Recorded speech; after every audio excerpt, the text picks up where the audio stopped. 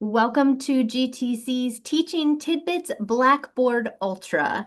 In this series, each episode we focus on tips, practices, techniques, ideas to expand your knowledge of and your comfort with using Blackboard Ultra. And I'm joined, as always, by April Akins from the Curriculum and Instructional Support Center, CISC for short. Welcome back, April. Thank you. As always, I look forward to these. Pops up on my calendar and I say, oh, it's time to record again. And we use this particular series to focus in on Blackboard Ultra specifically.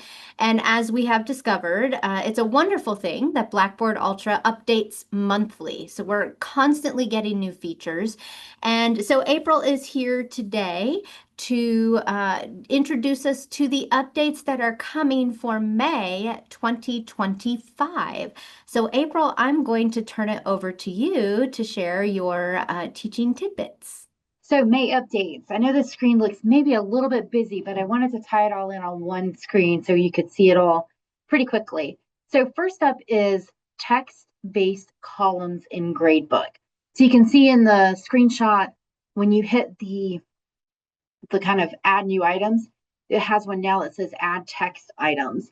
And when doing this, you can now create these columns that allow you to record up to 32 characters in that line. So think about what you can do in that amount of time, kind of like the old social media or old texting where you were limited to the number of characters you can use.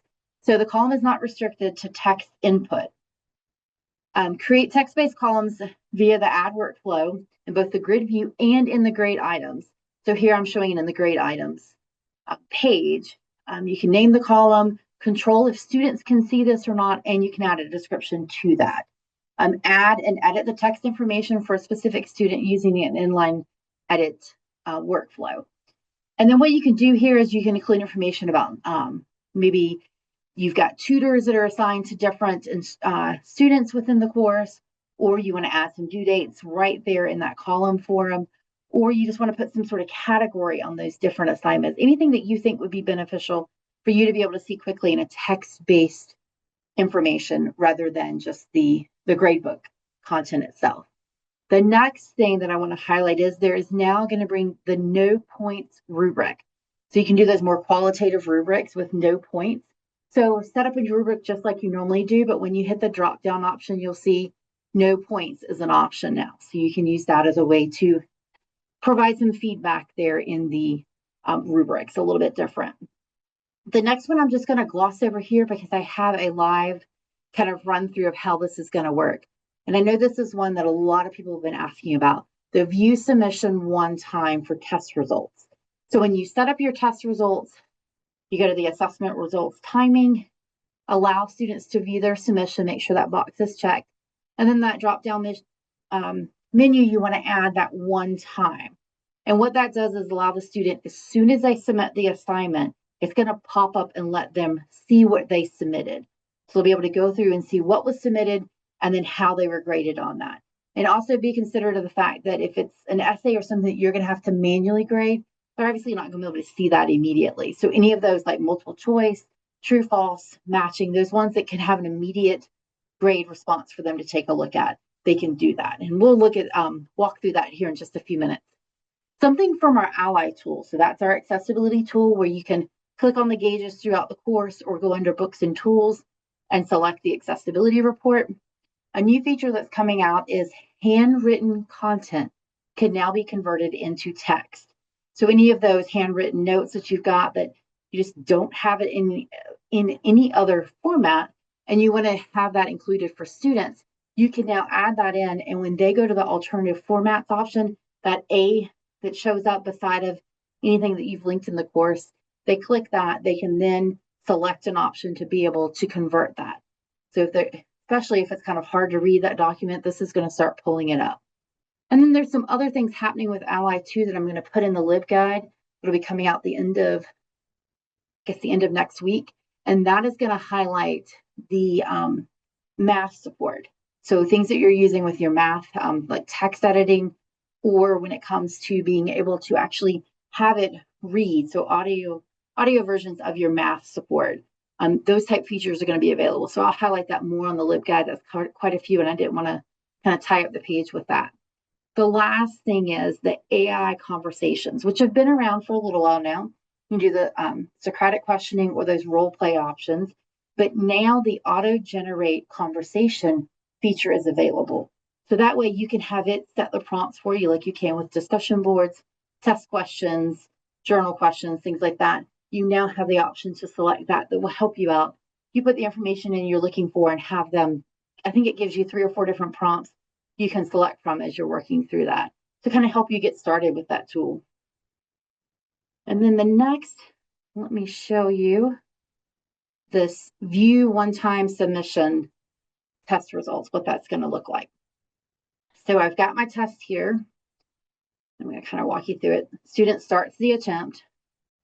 It's going to take a second or two for it to pop up. So I'm going to go in and answer the questions just like I would as a student. And then once I finish that and I've hit submit on the assignment, it's going to ask me that same question. I can't edit it.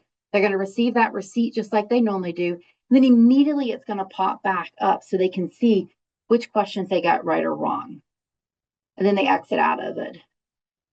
Then if they try to view it a second time, it's now hidden from them. So they can only see it that one time. This works great if you're in a classroom environment. You want the students to be able to see how they did immediately, but then you don't want them to go home later and take a look at it somewhere else or complete the work, get the review at home, and then close out of it so that they can't get back into it. So that is a cool feature. I have noticed it's coming out in May, like we say. However, I have seen some little hiccups that they're trying to address pretty quickly with this.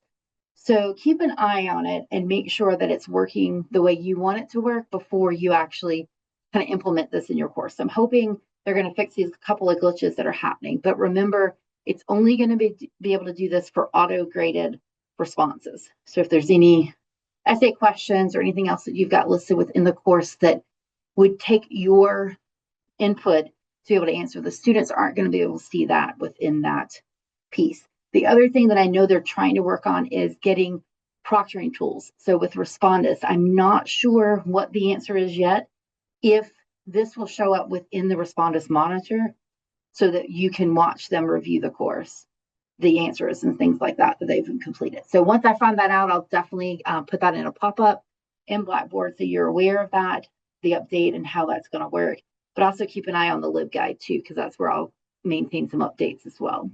But I think that's a great feature if you want students to kind of know how they did immediately and kind of feel more comfortable with what they did. So that's the big update that I know everybody's been asking about for a while. And then again, these are the other updates that I think have some cool enhancements for our workflows as instructors. So as always, reach out to us if you have questions. Wow, again, some great refining elements that they are doing to kind of just expand our abilities or to meet what we want to use Blackboard for. So especially, yes, that view submission results one time definitely stuck out to me, but just the option to create a rubric that's not points based. So that feedback can still be easily given on something. I think I'm excited about that. I can't wait to see what we could do with it. But again, it's just this idea that Blackboard is continuing to try to enhance the tools or expand our options for how we're trying to utilize it, which is always exciting. Every month it's a question of, oh, what have they done now in a Right. good way, in a good way. Definitely, yeah. Well, thank you so much, April, for sharing all of those. I'm sure that some will have questions, and great warning on watching that, selecting, being able to see the test results once with some of the hiccups that they might be trying to tweak.